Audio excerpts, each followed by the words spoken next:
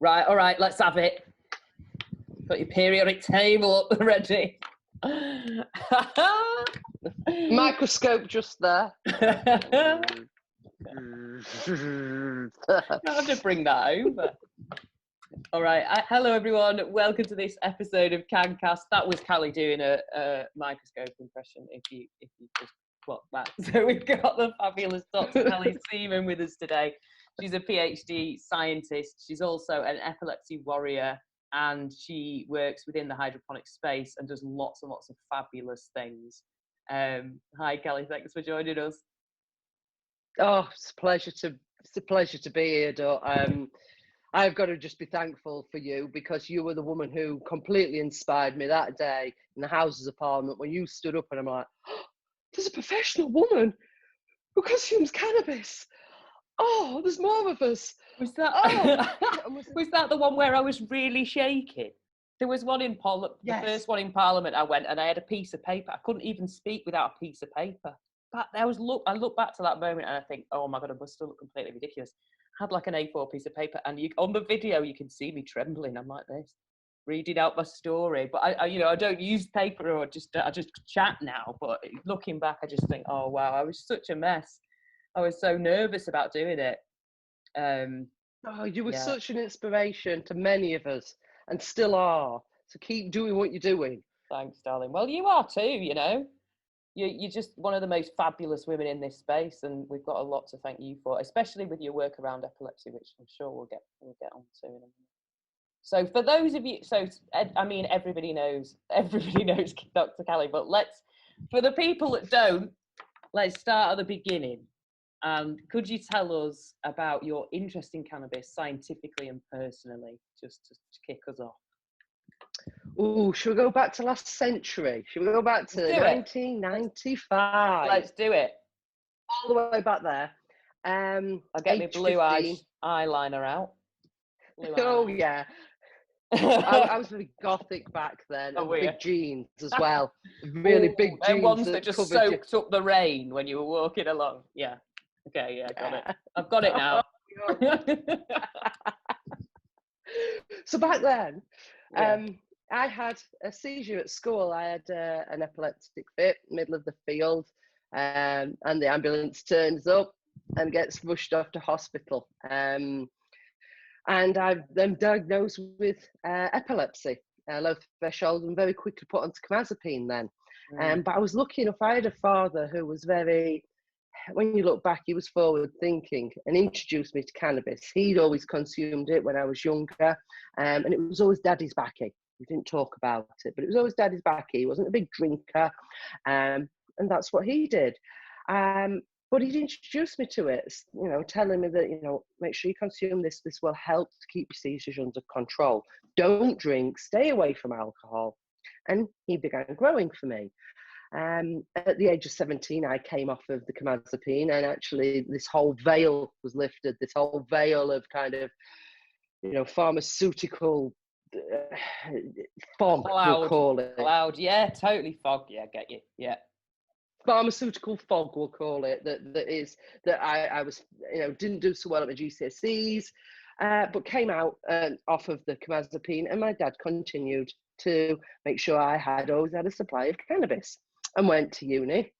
20 years went past thinking that I'd had no fits, and really I'd had fits during this time. They were just what you call partial fits, the auras that we speak about.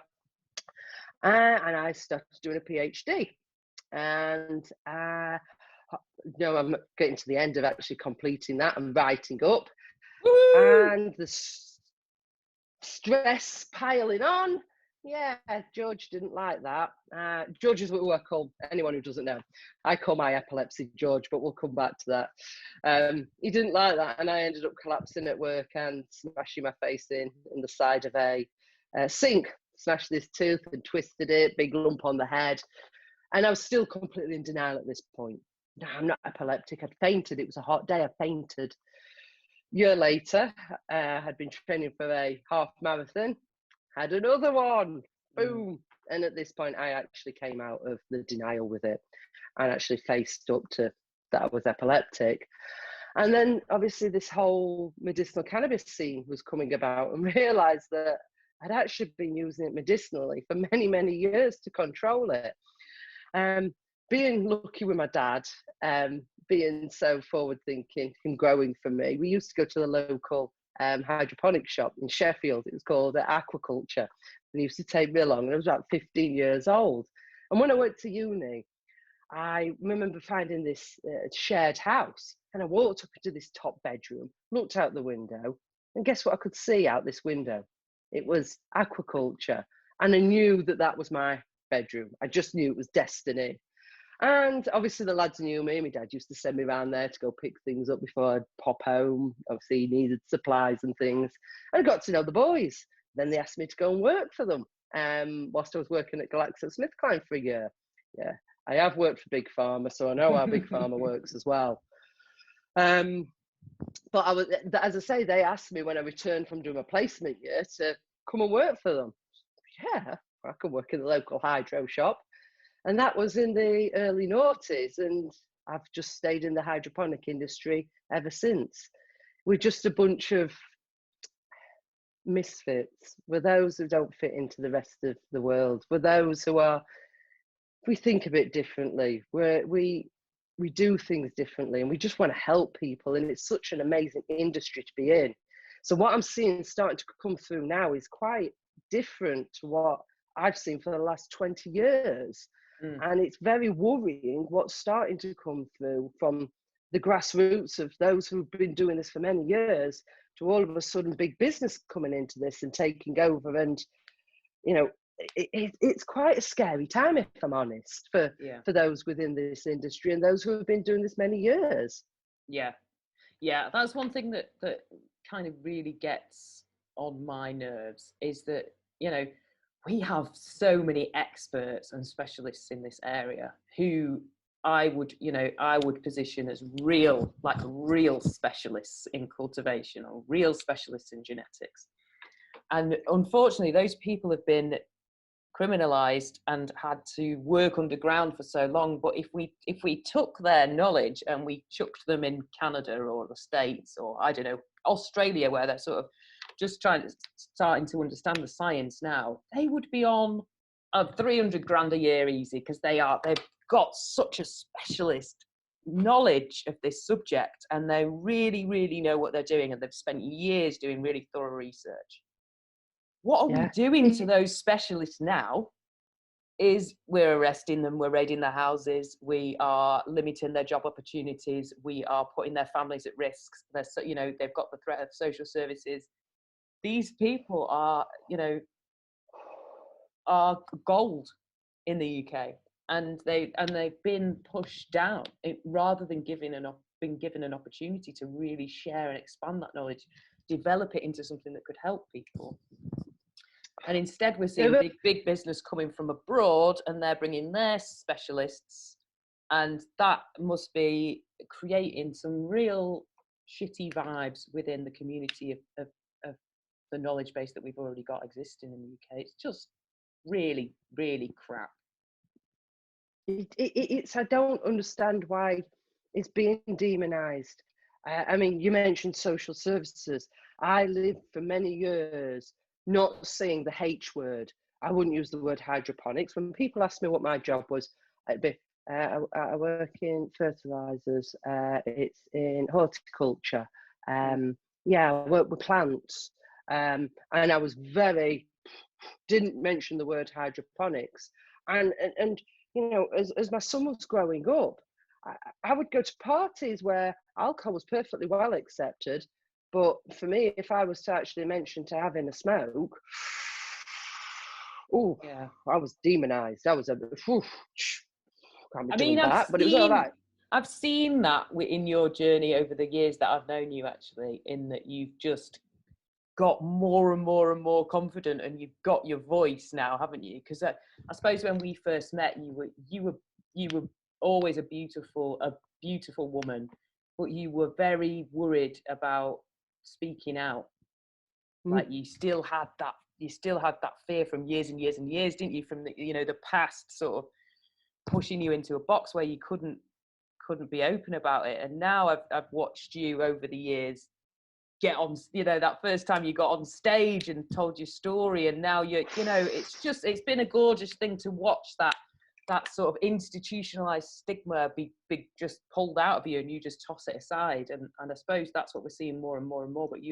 But to me, you're a really good example of that in the way, you know, in what I've seen of you coming out of your shell. Well, I think what helped was my son turning 16. I think that was a big turner, because at that point it was, you can't take him away from me now. I'm not doing anything wrong. It was always about protecting my son, and it was always making sure that he was never ever going to be taken away from me. I lived in fear of my dad being taken away from me, and I never wanted my son to have that fear either. And we spoke about this fear, and it shouldn't be there. And now the law has changed and medicinal cannabis actually is accepted. And people like my old Sea Cadet leader, she now actually shares some of the stuff that I'm doing. And she tells me she's proud of what I'm doing. And that was such a moment of saying, yeah, attitudes are changing. People are accepting this for medicine, and I'm not being judged anymore. And it's time to stand up and be counted. And it's time to say, no, this is wrong. You know, I am not a bad person. You know, I am not wrong for doing, because I choose a plant to inhale to actually, you know, treat my epilepsy. That doesn't make me a bad person, and I'm not going to be ashamed for doing that. I will stand up and say, my name is Dr. Callie, and I consume cannabis, and I am proud of that. And I didn't used to be. I used to be scared shitless of saying that. Sorry, pardon me French. No, it's fine on here. You're fine. Some people get offended. You know, and I did. I lived with this fear and anxiety and knot in my stomach. And I realised that actually my epilepsy was given to me as a gift. Now, we don't always like gifts. You know, Nana always buys us those nice smelling lavender, you know, draw smelly things that you go, oh, thanks. But you're always grateful for the gift. You don't necessarily always like the gift, but, you know, you're grateful for it. So that's how I've learned to treat my epilepsy, that it was given to me to help other people, to communicate with them, to tell my story, to show them that it's okay to consume this, that you can still have a career, you can still be successful, do a PhD, do a degree, do all of this, have a family, and not be a bad person, and not suffer from choosing this as opposed to what's conventionally accepted. Yeah, absolutely. I feel the same, and I think, you know, unless you've suffered, you can't really work in a space with people who are suffering. This community particularly, but, you know, I suppose it could apply to other communities, you know, where we're advocating for something, we're trying to support and help people. Unless you've been there, you can't have the compassion, can you, or sustain yourself long enough to keep yourself going. But yeah, I mean, I think that it's good to acknowledge the gifts that come with chronic illness. And I don't think that's something that people perhaps would consider usually.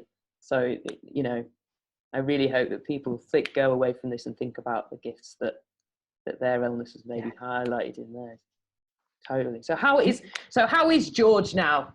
How is George doing? What what strains is George favouring? What tell us about George? How is he?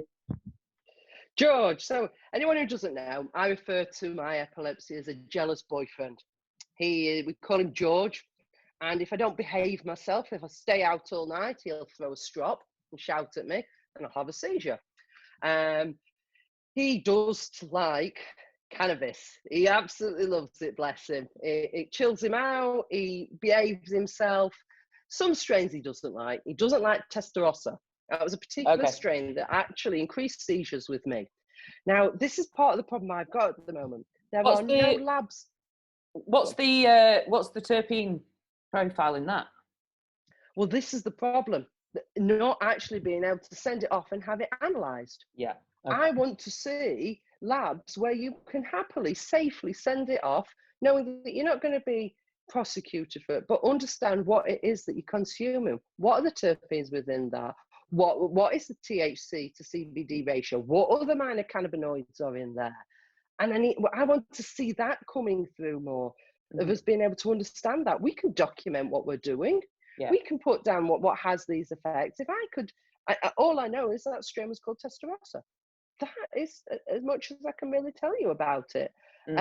Because I've got no data to go with it. It'll tell you that it's a higher THC ratio, but without that analysis, and because growing conditions will encourage different terpene expression, different, cannabinoid expression, I didn't actually know what was in that batch either.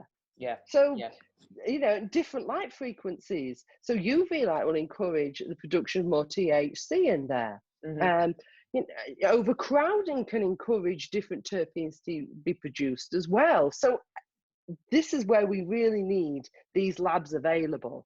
I do document now the actual strains that I'm using. I'm doing a lot more of that, understanding that. So what works for me, one of my favorites is the Mac. I find it to be a fantastic strain. It's actually, I find I can actually function within the daytime using it. My seizures were nice and controlled for a year, then changed over to a Raspaclat and found that I had one, but I was under a lot of stress at the same time as well. Okay. So I can't say it was just an actual strain change. But again, I want this equipment to be able to know exactly what I've got, not just what I think I've got. It would be great if we could set up that I know that Wadinos do it for all drugs, where you can submit an anonymous sample of any drug, so it could be cocaine or pills or whatever. They analyze it and then they publish the results on their website. And I've been thinking about that. I've been thinking that it would be really great if medicinal cannabis patients could send a small amount of their cannabis or their extracts, so their oils, their infusions, their RSO, their whatever it is that they're using, even their balms, whatever, off to a lab and get that information. Because, for some people, and I'd actually say that within the neuro community, so people with epilepsy, Parkinson's, MS, particularly, less so than people medicating for inflammatory conditions, have quite specific needs in terms of their terpene profile. So they'll find something like you have with the Mac, and you're like, this is the one. Yeah. Whatever the dominant terpenes are, whatever the cannabinoid ratio is here, this is the absolute one. And, for them to be able to understand what that is would be amazing, wouldn't it? That's, better targeted treatment, so that they can say, okay, so I need these 3 terpenes in dominance, I need this vague cannabinoid ratio. And for some people, particularly people with epilepsy, it can be really risky moving away from strains that help them to other strains. And at the moment, we've got an illicit market where you get a menu. There's 10, I get a menu. There's 10 to 15 strains on there. Most of them I've never had before. Next week, a whole new lot of other ones I've never heard before. It'll be like loads of Stardog, because that's in favour. I'm sick of the sight of Stardog. I don't like it. It's too strong. Everything else too dog. Heavy. Yeah. Gorilla Glue 46. They just keep, because whatever's in trend, that's what you get. It's not, I've got these staples that you can access, and that's why so many patients, particularly neuro patients, grow their own, because they find that very narrow margin, and they're like, this is where it's at, like you have. It's more knowing what not to have for me. It's trying to find out which ones are causing the problems and to stay away from them. As I said, I do know Testarossa was a particular one that did cause me some issue. I had quite a few what we call auras. So that's the feeling you get just before a seizure. And I call it the glitch in the matrix. It's the deja vu. It's a bit of a, oh, here we go. Yeah. Come on, we can breathe through this. No, you're not. Boom. Yeah. It's that point. But it gave me quite a few of those, that particular strain. I would love to have a terpenes allergy test done, because majority of the allergies are due to terpenes, not to cannabinoids. that's very easy for them to do. It's just little prick tests with all different terpenes. And then we can understand that. Yeah. Why are we not doing this? Why are we ignoring this? Well, in this country, terpenes don't exist. Yeah. The UK.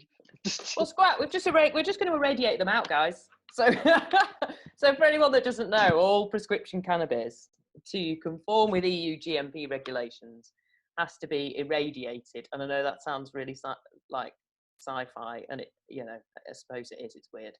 So because they grow them in these massive sort of warehouse containers under not particularly great conditions, they have to conform to these conditions whereby they agree to irradiate the plant material before they send it out. So that should remove any likelihood of, you know, or reduce, Callie's probably going to correct me here, reduce the likelihood of mold or contaminants.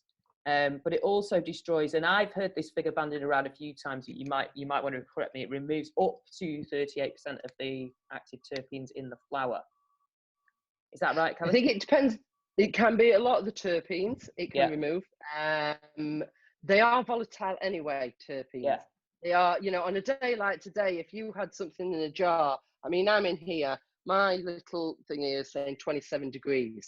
There's no way I would keep anything stored in here because it would be losing that as well. Sure.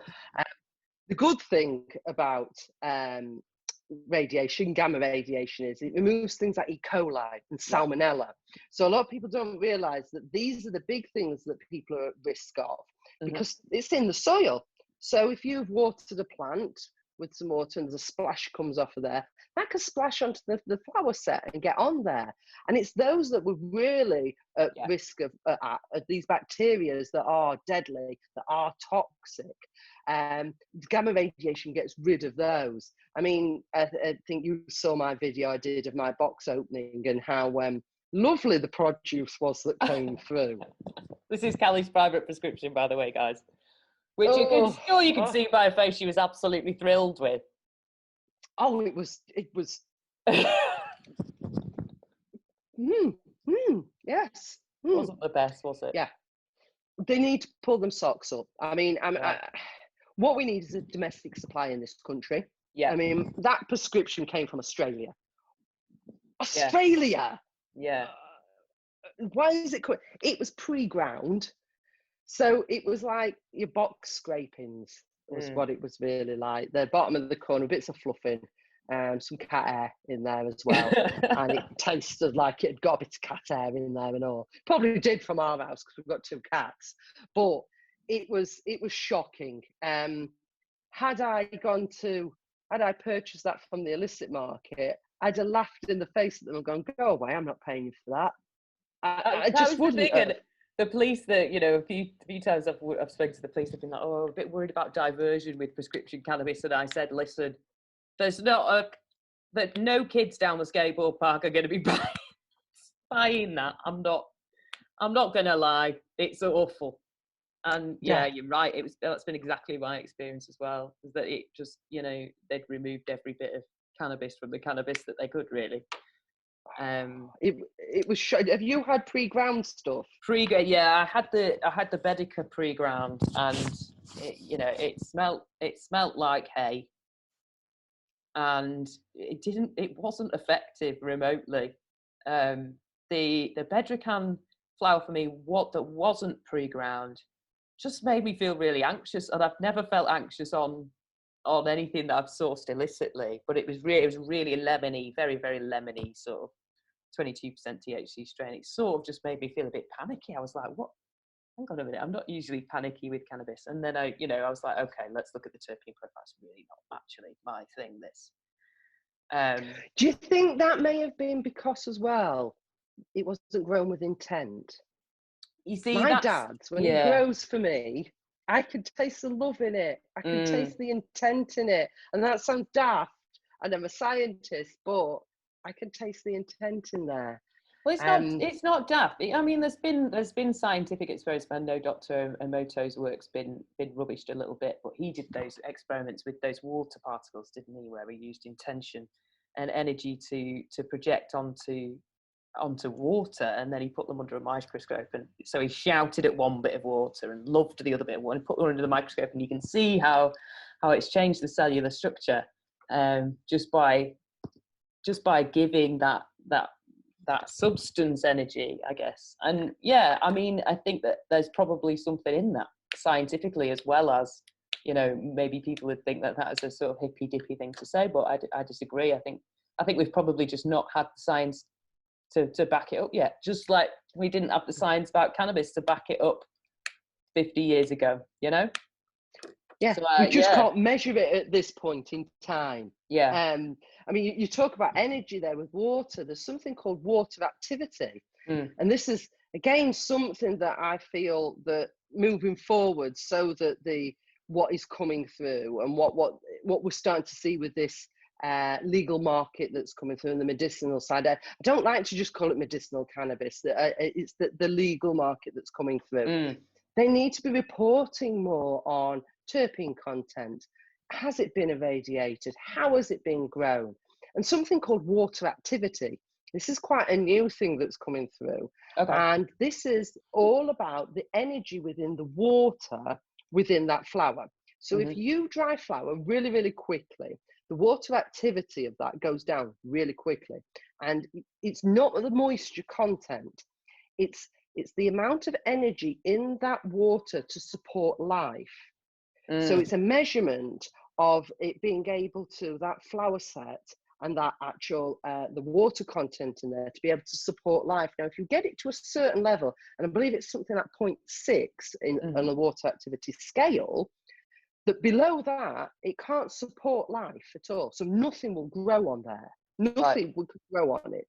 So no E. coli, none of your salmonellas, none of your aspergillus, that's the, you know, the endophytes, it's between the cells.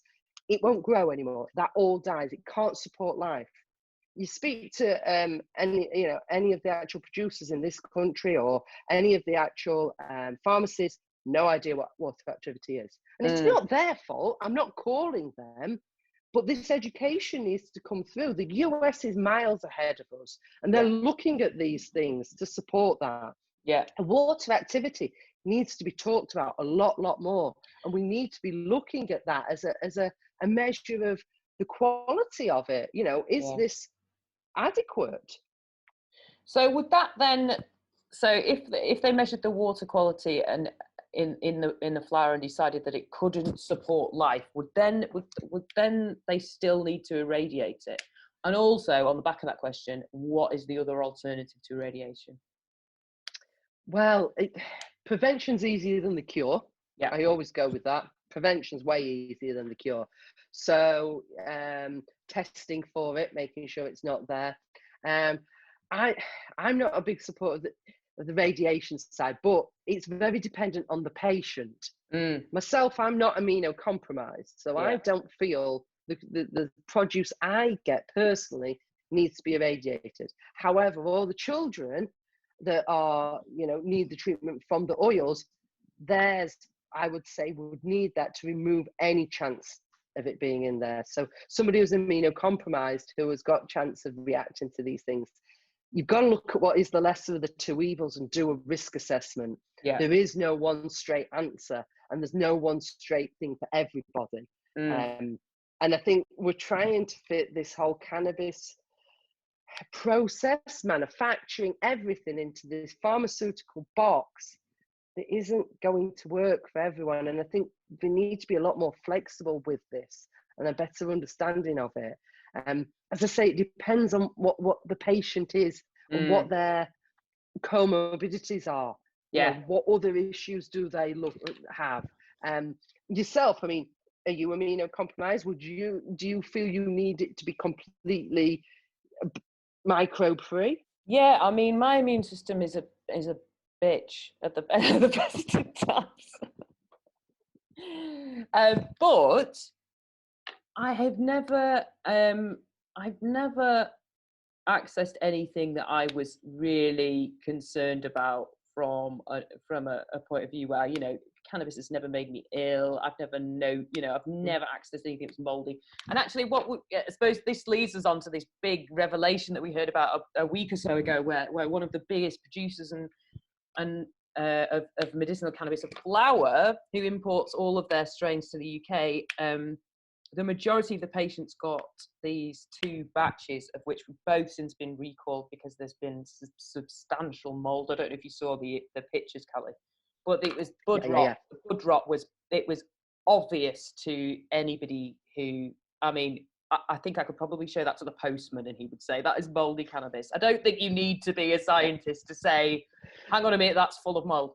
And so there was a recall on that, and we had patients come through Cancast. We must have had way over 100 people saying, I'm getting this prescription cannabis isn't good, I'm getting headaches. And I was like, what's going on here? There's headaches, that's a bit odd. What products are you using? Is it a terpene reaction? What is this? And then people were going on, my lungs are hurting, I've got a cough, I'm having asthma attacks. And I'm like, what? And then we got images sent of this cannabis, and I was like, oh dear, that is incredibly moldy. And then the day after came the release of we're recalling the product. So I think several hundred patients were affected by that and have suffered the symptoms of mold toxicity through inhaling product, which has cost them a fortune, has been grown without care. And I'm just like, wow, this is like the biggest display of what happens to this to patients when we're talking about doing this for profit, big business coming in, creating a warehouse, doing a particularly manky, dirty grow and thinking it'd be fine, we'll irradiate it. It goes out to patients and patients end up sick. I just cannot get my head around it. Like what do you mean, botrytis? By the sounds of it, it's botrytis. There's a lot worse things within cannabis you want to be worried about than botrytis. Yeah. As I say, aspergillus, which just lives between the cells. Yeah. That the radiation gets rid of. E. coli is another one that's salmonella. Keep saying those because we all know those. Yeah. But you think, well, you associate salmonella with eggs, and you associate E. coli with meat automatically, but it comes through with everything. I mean, it is not a good state of affairs that it's coming through moldy at all. There's a lot worse problems to have. So I don't want people to be having panic attacks about this and worrying that everything they're going to get. And as I say, it's botrytis isn't toxic to humans, but it's going to cause some lung problems. You can get wine growers' lung. Botrytis is something to get on there, and it's usually the spores from it. How was that dealt with then? How was the problem? Isn't usually the problem; it's how they deal with the problem. Have people been getting a good response from the actual? So they recalled the product, and the government then did an announcement on the government website saying they've recalled the product. But there was a period of about a week where patients had to go without medicine, and obviously had to return to the illicit market. There was a really gorgeous patient actually who you'll probably know. I won't name him, but it was his birthday and he had to go without his meds on his birthday. And you just think, like you've made these people really poorly, you've taken their money, and now you're leaving them without anything, and they're having to go put themselves at risk again. And I was just, it's just something that I just can't get my head around how that could happen. And the only sort of way that I could think of that being any better, and I don't know how you feel about this, is smaller grows that are easier to, smaller sort of community-based grows that are easier to do your quality control. It would just make more sense to me than these massive warehouses that are just knocking out grow after grow after grow without care. Do you remember when they did the was it Horizon? What was it? It was like they did that documentary, do you remember, on GW, where they went out to GW and they filmed the farm. And they filmed in HD, unfortunately. And I remember at the time, there were loads of people within the cannabis community who'd taken these HD screenshots and zoomed in, and it was covered in spider mites. And I was just like, oh no, like the BBC have outed them. But that's the kind of thing that happens when you're in a big grow, isn't it? When you're talking about warehouses and warehouses of grows, how can the staff there keep the eye on things that spread really quickly, like mold, like spider mites, like, any of those ones of million things that could possibly go wrong? So much easier if you have a smaller space to do quality control. What do you think? Oh, totally. I think you can have a lot more control over the environment. So as you say, these big grows, you get little microclimates within those grows, so little pockets where you've got the Botrytis that will take off in that area. And every bud cannot be inspected. They haven't got time to inspect every single last bud. They're going to take them off and they're going to just put them through a machine and irradiate them. You know, these smaller kind of, I would say, connoisseur grows, you're going to get its own environment in there. So you're going to get, you know, the encouragement of particular terpenes coming out, and you're going to get better varieties. I mean, I would love to see grows for a specific person. So person has a batch, and then they've got that batch that talking about, you can grow the same plant, you can take cuttings from the same plant, but 3 grows in a row and you'll get different profiles of cannabinoids in there, because there's a slight temperature change. There's a slight difference between your day and night. So you've stressed it in a different way, and the plant will then express different things to defend itself, because basically everything it's making, all those cannabinoids and terpenes, are to either defend itself or in response to some kind of stress, to stop any of the oxygen-free radicals within those leaves of the plants damaging it. It's all of these responses that the plant's doing, so you can trick it into actually producing more of these. Flavonoids is one that no one speaks about. It's coming out more and more and more, but it's the colours within the leaves. So you can actually, you know, get the wavelength of light correct to get it to express more of the anthocyanin, those red colours that you get coming through, by actually, you know, dropping the temperature of the water, or getting a nighttime drop in temperature. Purpling of the stems gives that expression of those flavonoids within the plant. And these are all things that differ between each grow, even though you say you've got the same genetics. What you actually get coming out at the end is always going to be slightly different. And that's why we need those certificates of analysis for each individual batch. You know, that needs to be reported, particularly, as I say, for epilepsy. We need to know what those differences are. We can't just go, finger in the air, it might be all right, this, it might be, it might not be.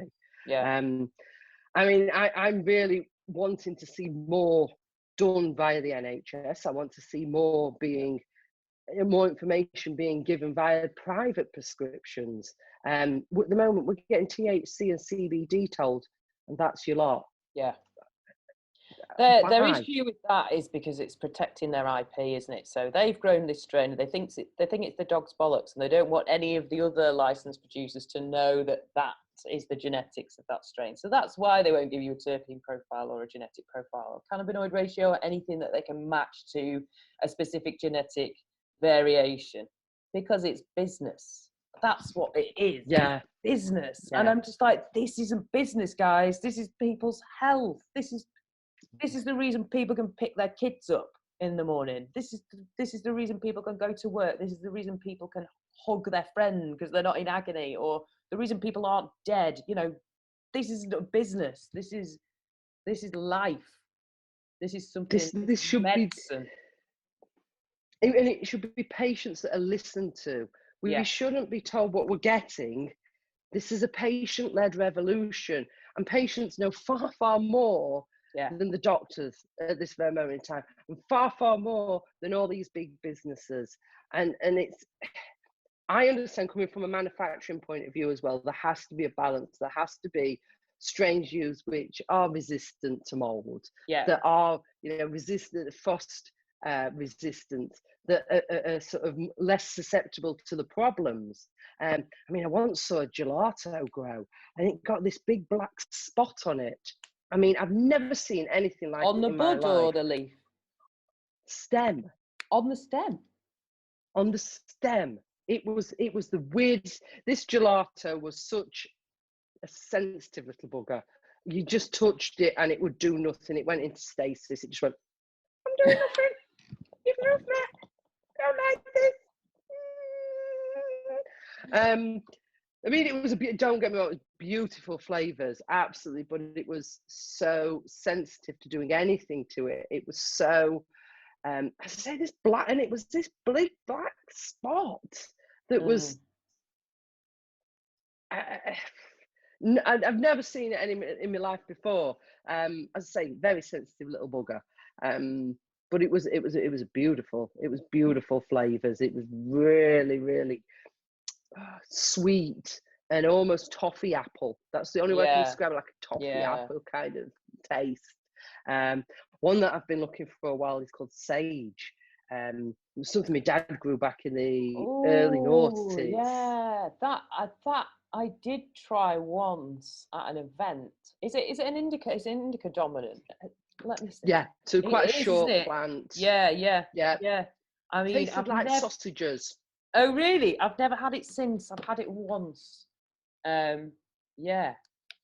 That, I mean, that kind of thing wouldn't come up on, you wouldn't cook, that wouldn't come up on a menu, would it? It'd be like monkey chem dog.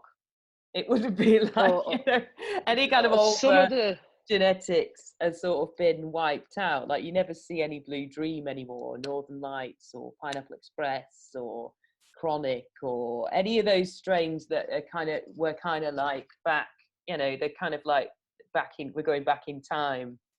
And some of those strains are actually really, really effective for me, but they're getting really fancy, aren't they, these growers, with mixing things and coming up with, more daft names that, sometimes it's really hard to decide what's going to help and what's not, which is another reason for, another really good sort of tick for me for us having proper testing. Well, I want to see strains being named more about what they are. So why are we not including, if it's CBD dominant, why is it not, CBD chem dog, for example, or it's THC blueberry, so that that it's telling you what the dominant cannabinoid is in there, and then putting into there something about the terpenes. Now, your blueberries and your lemon hazes were giving you some kind of indication of what terpenes was in there. But when you're getting something called strawberry dog shit coming through, I ain't touching it. It's a bit like Boating at Boatface, isn't it? It's like they're having some kind of a competition to see what the weirdest name is that they can come up with. But it isn't always helpful. You're right. I'd agree. We need to change it so that the knowledge is. This is part of why we've got this problem with the illicit markets not being looked at or being respected, because of some of the silliness that's coming through with it. It needs to behave in a manner which is scientific, or it needs to be behaving in a manner which is patient friendly, not marketing. It needs to be so that a doctor can go, right, yeah, I understand what this strain is. I can take this seriously. It's got THCV in it. Right. So it's got quite a bit of that. We put that into the name. We can take this seriously. But if you go to your doctor, as I've been using Gorilla Glue, and your lips have not stuck together yet. Do you know what I mean? We've got it. The two will need to come together and start working together in unity to teach. There's so much from the illicit market. I know so many people with so much knowledge. I mean, don't get me wrong, there's a dark side to this industry. Of course there is. And I want to see rid of that. But at the same time, there's a lot of people that needs respecting in it, because this knowledge will be lost, and it'll be lost forever if it's not savoured. Or people will just start going, well, why should I help them? Why should I? Why should I do this? Why? You're just making lots of money out of my knowledge, and now I'm useless to you because you've taken all my knowledge. No, it's wrong. Yeah, no, we do. We need to be honouring the specialists in this space and allowing them to set up their own family businesses and consult and do, share their knowledge and build things that are going to be sustainable for not only just for our generation, but for generations to come. I think that's the, and I think if we designed that space well enough, then they would be willing to step into the light and actually grateful for for no longer being seen as something which is ultimately criminal at the moment. So no, I agree with you. It needs to change. And one of the first things we do need to get sorted, though, is the state of what's coming through on the legal market. That it really does. That needs sorting out. It needs a lot more information. A lot more funding as well. That is what is needed. There isn't actually any research occurring in the UK. There's no, we've got Project 2021. Do you know of anything else? No. The only thing that I know, that is really common at the moment that I must see 3 or 4 times a day is people who have gone down the legal route in order to protect themselves or protect their kids or, whatever it is. They've paid that money and they've been incredibly disappointed with the product selection, for one, because there's very limited strains. They don't know what they are. They try them out and they aren't as effective as what they've been accessing elsewhere. And that is for a number of reasons. I think quite a lot of that is down to the way that it's processed. A lot of that is down to the fact that they're big warehouses, so they have to follow them through. It's just just bang it out, no quality control. And a lot of that is down to the fact that we don't have that many strains available. And these people are spending a fortune, having a month on the medicine, and then going straight back to the illicit market where they are better catered for, where they don't have mouldy product, where they've got a strain choice, or they're growing their own and they can suit their own needs. They can provide the strain that they want, that they know works for them. And that's something I see day in, day out. The ones I really feel sorry for are those who can't grow their own, who are not, they are disabled to the point where, growing their own is not an option.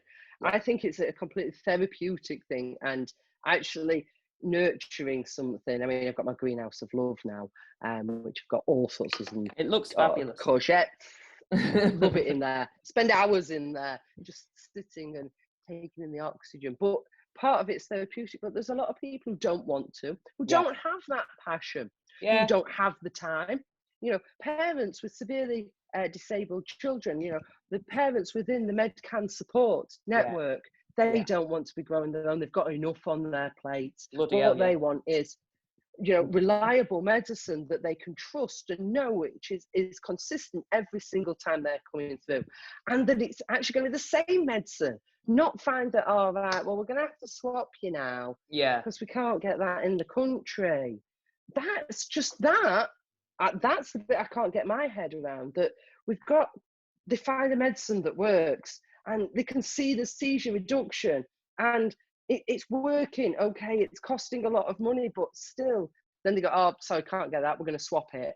But we're not going to tell you what the change is either. What? Yeah. And for me, that's where I'm placing my energy on actually campaigning for, access where these families who are already under financial strain are having their products what's the word I'm looking for? Funded. Sorry, that's George. He nicks words as well, George. Yeah. He gets hold of them and he runs off with the little and kid. Then I remember them. So I want to see their products be funded on the NHS. They shouldn't be having to fork out £800 a month. I mean, did you see on the news this morning that they're handing a letter into Boris? Yeah. Oh, Hannah's off today. That little boy the little boy who's wrote a letter. 3 times he had to write it out. I was in tears. How can you refuse this? Yeah. This is not just affecting the child with epilepsy, it's affecting the whole family. Mm-hmm. And that is where I feel that the real focus needs to be on at this very moment in time to get that right, because they can't grow their own. Grow your owners will always grow their own. Yeah. They don't really they need a bit of advice. They want to, that's good, that is. They just need access to labs to be able to know what they've got. Yeah. The people who really need the help are these families with disabled children who need a product that's consistent, and it needs to be funded as well. Mm-hmm. That's the most disgusting thing for me, is that isn't happening. And they are then worried about the product they're getting through is this what I've got mold? Is that going to have mold in it? Yeah. Is this safe? Why are you not giving me a certificate of analysis? Why can't you show me this? Yeah. That's what needs to happen. There can't be just one pronged attack with this. I feel there's got to be those who want to grow your own, they can grow their own. But those who need this medicine making for them, that's got to be of top quality as well, and not be half hearted as well. We've got to have both of these so that both people are sorted out. Yeah, I agree. That actually leads me nicely on to my last question, which I ask everybody, which is if you, and I think you've probably already answered it actually, which is if you had a magic wand and you could just waft it over the medicinal cannabis space and you could do anything you want and have it any way you want, how would it look? I would have it so everybody had a chance. At the moment, in this country, only millionaires have got a chance at the moment. And then everybody else has got a chance. Maybe he's been a bit part of it. Maybe he's doing the dog's body jobs. Maybe he's doing all the jobs that the millionaires don't want to do. I would like to see it looking more like New Zealand looks. So where there's no one company can have a 20% share of the market. Mm-hmm. That is limiting. That's nobody can monopolize this whole market. Yeah, that's what I want to see. I want doctors as well to be accepting of, if I go to them and say, well, this is what I've been using, here is a sample, send this off, they send it to a lab, they get the analysis back and they put that on my medical records, mm-hmm. so that they can tell me that it's safe to consume. They can tell me what the terpene profile is, what the cannabinoid profile is, and I can tell them the symptoms. Mm-hmm. I can say, well, yeah, this has been causing me more problems. I want to see us at that point. Yeah. Things are changing, and what we're doing, Callie, and talking to people is helping. Yeah. People are becoming more accepting. My teacher, he's even supportive of it. He's sharing the letters. A teacher that I did my A-levels that I was actually consuming, not in school, when I was at home, and you went to the DARE talks. He's now sharing the stuff that I'm doing, and he again is telling me, it's good what you're doing. We're proud of what you're doing. And it is changing. We've just got to keep fighting. We've got to, all of us, keep fighting and not give up. Boom. That was a mic drop. Amazing way to end. A bit of a mic drop from Callie Seaman there. Brilliant. Amazing. Thanks, Callie. I'm going to stop the recording now.